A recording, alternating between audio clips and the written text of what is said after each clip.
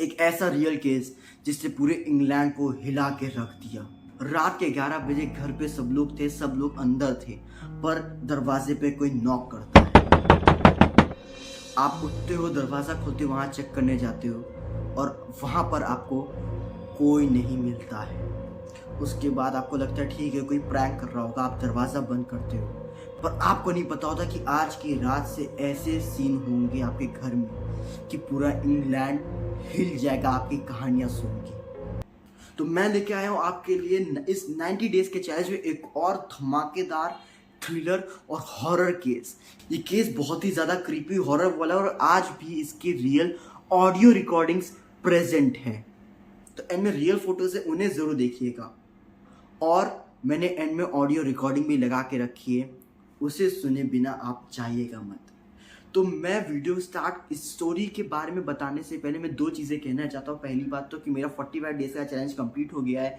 उस चैलेंज का मैंने पार्ट 2 एक्सेप्ट कर लिया और अब मैंने इसको 90 डेज चैलेंज बना दिया है। तो प्लीज़ मुझे सपोर्ट करिए। इन डेज में मैं डेली वीडियो अपलोड करता हूँ। कौन सी? रियल हॉरर केस और रियल मिस्ट्रीज, ऐसी चीज़ें जो आप लिटरली विश्वास ही नहीं मानोगे कि यार ऐसा भी हो सकता है। बट उन हर वीडियो के एंड में मैं आपको प्रूफ देता हूँ कि हाँ ऐसा सच में हुआ था, रियल फोटोज भी दिखाता हूँ। तो आप अभी चैनल को सब्सक्राइब कर लीजिए, मेरा सपोर्ट करिए, लाइक करिए, कमेंट डाल दीजिए। आपके कमेंट से मेरा मोराल बहुत बूस्ट हो जाएगा। ये सब मैं अभी बोल रहा हूँ कि मैं ये सब बीच में नहीं बोलने वाला। बहुत ही ज़्यादा हॉरर माहौल बनाऊंगा मैं, बहुत हॉरर एनवायरनमेंट बनाऊंगा। तो और आखिरी चीज़ मैं आपसे ये कहना चाहता हूँ स्टोरी बताने से पहले कि अगर आप horror stories, real horror stories के फैन हो तो अभी आप इस चैनल को सब्सक्राइब कर दिए। क्योंकि एक केस ऐसा भी था जो लिटरली एक इंसान या एक फैमिली के साथ नहीं हुआ था, बल्कि बहुत सारे लोगों के साथ हुआ था, और वो भी अलग अलग कंट्रीज में। और ऐसा नहीं था कि इंटरनेट पे एक इंसान ने पोस्ट करी स्टोरी तो लोगों ने बताया हाँ भाई मेरे साथ भी ऐसा हुआ है। नहीं, ये कहानी तब की है जब इंटरनेट नाम की चीज़ भी नहीं होती थी। उसका लिंक मैं अभी डिस्क्रिप्शन में दे दूंगा, आप ज़रूर जाके चेक करिए। तो अब शुरू करते हैं आज की स्टोरी। 1977 की बात है। एनफील्ड में एक छोटा सा हाउस था, वहां पर रहती थी पैगी हॉडक्सन और अपने 4 बच्चों के साथ रहती थी। सब कुछ नॉर्मल था जब तक स्ट्रेंज इंसिडेंट्स चालू नहीं हुए। जैसा मैंने आपको स्टार्टिंग में बताया कि किसी की नॉकिंग की आवाज़ आई, आपने दरवाज़ा, उस इंसान ने दरवाज़ा खोला, वहाँ पर कोई नहीं था। उसके अगले ही रात, बल्कि शायद उसी रात, ये मैंने ढूंढा, रिसर्च किया, बट मुझे इसका एग्जैक्ट डेट नहीं मिल पाया। बट उसके कुछ दिन बाद या उसी रात पैगी हॉडक्सन की एक बच्ची ने बोला कि मम्मा मेरा बेड मूव कर रहा है। उसने कहा अरे पागल है ये बच्चे, भी मजाक करते रहते, परेशान करते रहते। पर उसने फिर बोला कि मम्मा मेरा बेड सच में मूव कर रहा है। तो जब पैगी हॉडक्सन ने देखा तो उसने सच में देखा कि बेड स्लोली स्लाइड हुआ, जैसे लग रहा हो कि कोई इनविजिबल फोर्स उसे पुश कर रहा हो। फिर फर्नीचर गिरने लगे, टेबल रखी है पलट गई, कोई छोटा सी अलमीरा रखी है वो गिरने लगा, और वॉल्स पर कंटिन्यू नॉकिंग की साउंड। पूरी फैमिली उस रात डर गई, सब बहुत ही टेंस्ड हो गया, माहौल पूरा टेंस्ड हो गया। और नेगेटिवनेस ऐसे फैली जैसे रूम के किनारे किसी ने परफ्यूम स्प्रे कर रहा हो। बहुत ज्यादा नेगेटिवनेस आ गई। अगले दिन चेयर्स मूव करने लगी, चेयर गिरने लगी। सपोज मैं यहाँ बैठा, वहां पे कोई सामने चेयर रखी तो वो चेयर पलट गई। बच्चों के टॉयज खुद ब खुद चालू हो जाते थे और मूव करने लगते थे। आप सोचिए सारे लोग फैमिली डिनर कर रहे हैं, बहुत ही डिम लाइट है, सब लोग बैठे हैं खाना खा रहे हैं एक साथ, और आप इधर डिनर कर रहे हो और वहां पर एक रूम है, उस रूम से एक कार बाहर आई बच्चे की। मतलब किसी ने उस कार को उस रूम से स्लाइड करके बाहर भेजा है। आप लोगों ने हिम्मत करी, इस रूम में गए तो वहां कोई नहीं मिला। सोचिए उस घर की, उस फैमिली की क्या हालत हो रही थी। अभी आप आगे सुनते जाइए, बहुत ही ज़्यादा हॉरर केस है ये। लिटरली जब मैं रिसर्च कर रहा था मेरे गूज़बम्स आ रहे थे, तो बताने के टाइम पर तो बाप रे, आपको मैं अपना क्या हाल बताऊं। अब ये केस और ज़्यादा क्रीपी होने वाला है। एक रात बच्चे खेल रहे थे और वो चेयर किसी ने उठा के रूम के अक्रॉस फेंक दी।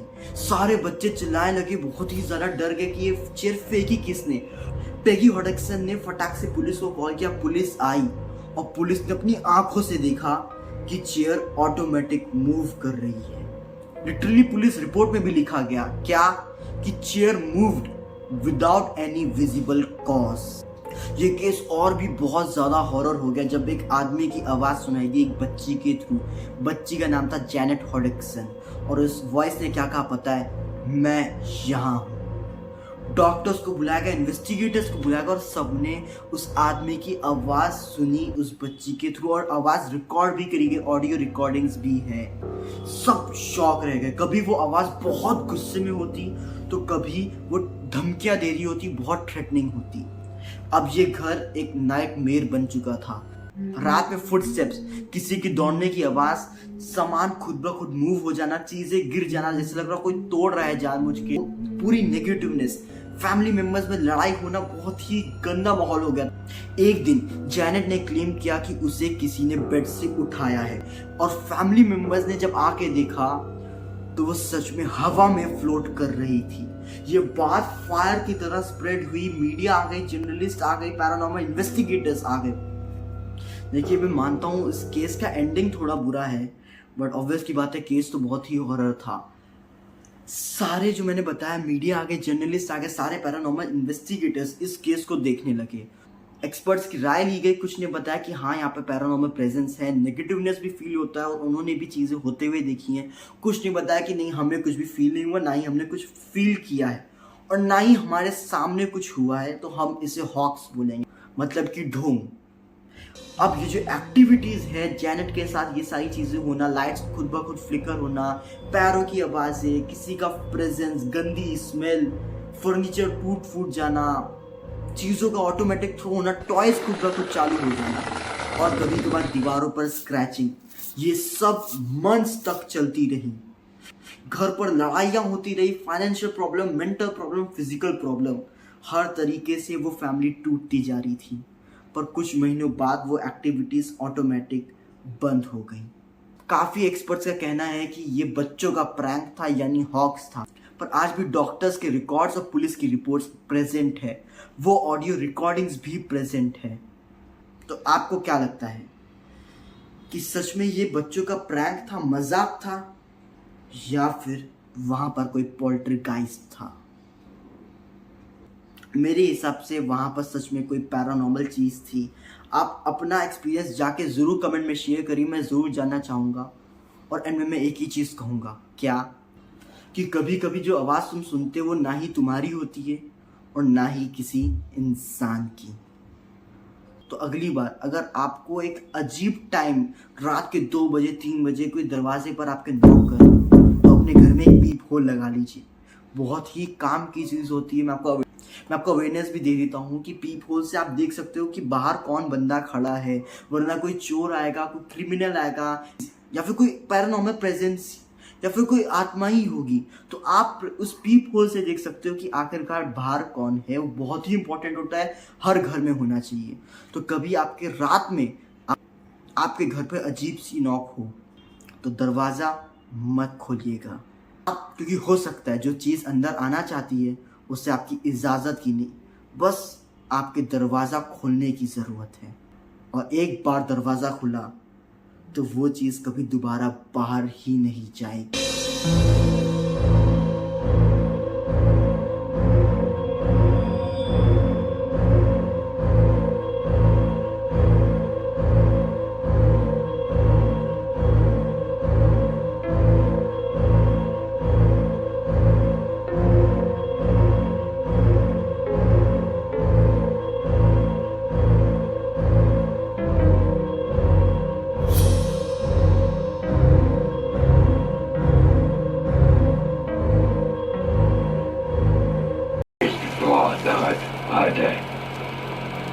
I went blind. Then I had an hemorrhage and I fell asleep and I died in a chair in the corner downstairs.